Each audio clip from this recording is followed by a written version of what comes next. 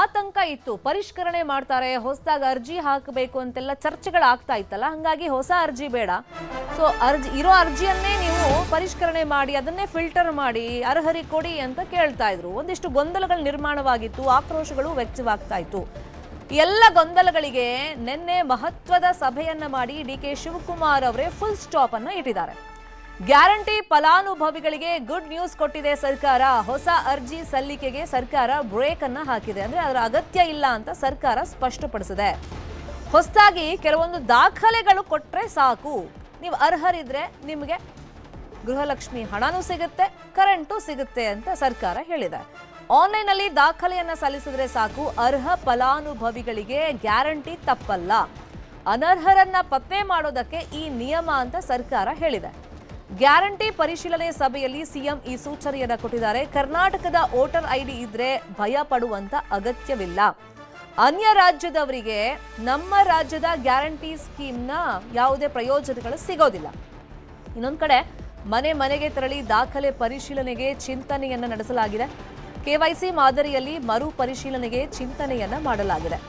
ಪರಿಶೀಲನೆ ಮಾಡುವವರ ಬಗ್ಗೆ ಮುಂದಿನ ಹಂತದಲ್ಲಿ ತೀರ್ಮಾನ ಮಾಡಲಾಗುತ್ತೆ. ಇನ್ನು ಶಕ್ತಿ ಫಲಾನುಭವಿಗಳಿಗೆ ಸ್ಮಾರ್ಟ್ ಕಾರ್ಡ್ ಅನ್ನ ವಿತರಣೆ ಮಾಡಲಾಗುತ್ತೆ. ಸ್ಮಾರ್ಟ್ ಕಾರ್ಡ್ ಬಗ್ಗೆ ಸ್ಟಡಿ ಮಾಡ್ತಾ ಇದೆ ನಿಗಮಗಳು. ಸ್ಮಾರ್ಟ್ ಕಾರ್ಡ್ ಹಣ ಉಳಿತಾಯಕ್ಕೆ ಚಿಂತನೆಯನ್ನ ಮಾಡಲಾಗ್ತಾ ಇದೆ. ಒಂದು ದೊಡ್ಡ ಗೊಂದಲ ಅಲ್ಲಿಗೆ ನಿವಾರಣೆ ಆದಂಗಾಯಿತು.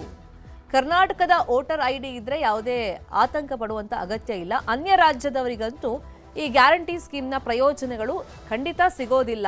ಫಿಲ್ಟರ್ ಮಾಡಬೇಕು ಅಂತಾನೆ ಸರ್ಕಾರ ಈ ಒಂದು ಮಹತ್ವದ ಹೆಜ್ಜೆಯನ್ನ ಇಡ್ತಾ ಇರೋದು. ಇದೇ ವಿಚಾರವಾಗಿ ಇನ್ನಷ್ಟು ಡೀಟೇಲ್ ಆಗಿ ಇನ್ಫಾರ್ಮೇಶನ್ ಅನ್ನ ಕೊಡ್ತಾ ಹೋಗೋದಕ್ಕೆ ನೇರ ಸಂಪರ್ಕದಲ್ಲಿ ಕನೆಕ್ಟ್ ಆಗಿದ್ದಾರೆ ನಮ್ಮ ರಿಪೋರ್ಟರ್ ಶರಣು ಹಂಪಿ. ಈ ಗ್ಯಾರಂಟಿ ಪರಿಷ್ಕರಣೆ ಬಗ್ಗೆ ತುಂಬಾ ಗೊಂದಲಗಳಿತ್ತು. ಮತ್ತೆ ಆಲ್ರೆಡಿ ಅರ್ಜಿ ಹಿಂದೆ ಹಾಕೊಂಡಿದ್ರಲ್ಲ, ಆ ದುಡ್ಡನ್ನ ತಗೊಂಡವರು ಸಾಕಷ್ಟು ಆಕ್ರೋಶ ವ್ಯಕ್ತಪಡಿಸ್ತಾ ಇದ್ರು. ಸ್ಥಳೀಯ ಮಟ್ಟದಲ್ಲೇ ಫಿಲ್ಟರ್ ಮಾಡಿ ಹೊಸ ಅರ್ಜಿ ಅಗತ್ಯತೆ ಏನಿದೆ ಅಂತ. ಆ ಎಲ್ಲ ಗೊಂದಲಗಳಿಗೆ ಸರ್ಕಾರ ಯಾವ ತರ ಫುಲ್ ಸ್ಟಾಪ್ ಇಟ್ಟಿದೆ ಈಗ?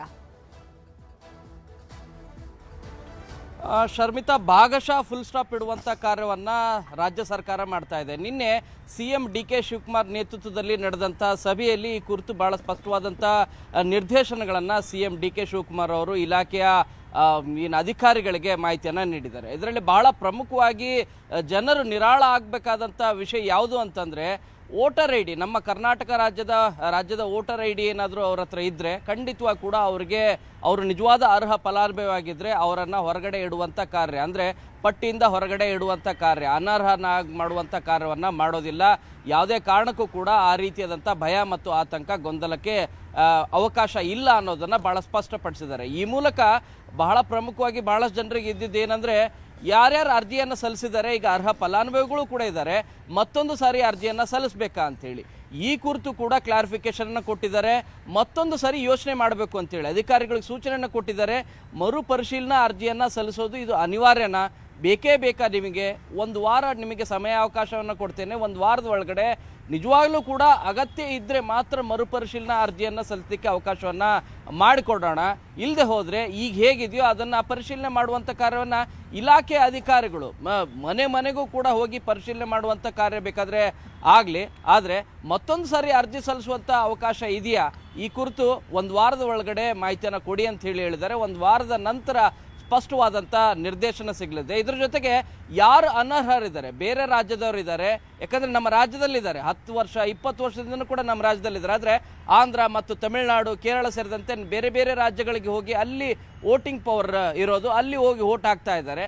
ಅಂಥವ್ರು ನಮ್ಮ ರಾಜ್ಯದಲ್ಲಿದ್ರೂ ಕೂಡ ಅವ್ರಿಗೆ ಯಾಕೆ ನಾವು ನಮ್ಮ ಗ್ಯಾರಂಟಿ ಸ್ಕೀಮ್ಗಳನ್ನು, ನಮ್ಮ ಸರ್ಕಾರದ ಯೋಜನೆ ಸ್ಕೀಮ್ಗಳನ್ನು ಕೊಡಬೇಕು? ಅವರಿಗೆ ಕೊಡುವಂಥ ಅವಶ್ಯಕತೆ ಇಲ್ಲ. ಯಾರು ಇಲ್ಲಿಯ ವೋಟರ್ಸ್, ನಮ್ಮ ರಾಜ್ಯದ ಮತದಾರರಿದ್ದಾರೆ, ಅವರಿಗೆ ಮಾತ್ರ ಗ್ಯಾರಂಟಿ ಸ್ಕೀಮ್ಗಳು ಮತ್ತು ಸರ್ಕಾರದ ಯೋಜನೆಗಳು ತಲುಪಬೇಕು. ಅರ್ಹ ಫಲಾನುಭವಿಗಳಿಗೆ ಒಬ್ಬ ಅರ್ಹ ಫಲಾನುಭವಿಗೂ ಕೂಡ ಮಿಸ್ ಆಗದೇ ರೀತಿಯಾಗಿ ಗ್ಯಾರಂಟಿ ಸ್ಕೀಮ್ಗಳು ತಲುಪುವಂಥ ಕಾರ್ಯವನ್ನು ಮಾಡಬೇಕು.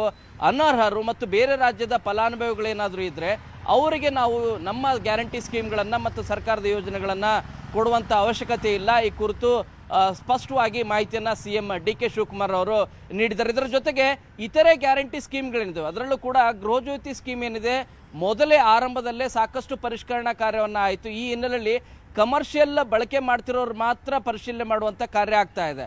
ಆದ್ರೆ ಕಂಪೇರ್ ಮಾಡಿದ್ರೆ ಗೃಹಲಕ್ಷ್ಮಿ ಸ್ಕೀಮ್ಗೆ ಸಾಕಷ್ಟು ರೀತಿಯಾಗಿ, ಯಾಕಂದ್ರೆ 4 ಲಕ್ಷಕ್ಕೂ ಹೆಚ್ಚು ಮೃತರಾದವರು 2 ಲಕ್ಷ ಜನ ಇದ್ದಾರೆ, 1,95,000 ಜನ.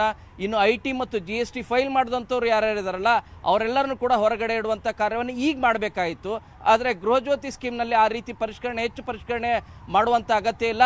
ಆರಂಭದಲ್ಲೇ ಹೆಚ್ಚು ಪರಿಷ್ಕರಣೆ ಆದ ಕಾರಣಕ್ಕಾಗಿ ತೊಂದರೆ ಆಗಲಿಕ್ಕಿಲ್ಲ ಅನ್ನುವಂಥ ಮಾಹಿತಿಯನ್ನು ಕೂಡ ಕೊಟ್ಟಿದ್ದಾರೆ. ಈ ಮೂಲಕ CM DK ಶಿವಕುಮಾರ್ ಹೇಳಿರೋದು, ನಮ್ಮ ರಾಜ್ಯದ ಮತದಾರರು ವೋಟರ್ ಐಡಿ ಇದ್ರೆ ಅವರಿಗೆ ಗ್ಯಾರಂಟಿ ಸ್ಕೀಮ್ಗಳು ತಪ್ಪೋದಿಲ್ಲ, ಅದು ರೀಚ್ ಆಗುತ್ತೆ ಅನ್ನುವಂಥ ಸಂದೇಶವನ್ನ ಕೊಟ್ಟಿದ್ದಾರೆ. ಶರ್ಮಿತಾ, ಫಾಲೋ ಅಪ್ ಮಾಡೋಣ. ಥ್ಯಾಂಕ್ ಯು ಶರಣು, ಈ ಕ್ಷಣದ ಮಾಹಿತಿಯನ್ನು ಕೊಟ್ಟಿದ್ದಕ್ಕೆ.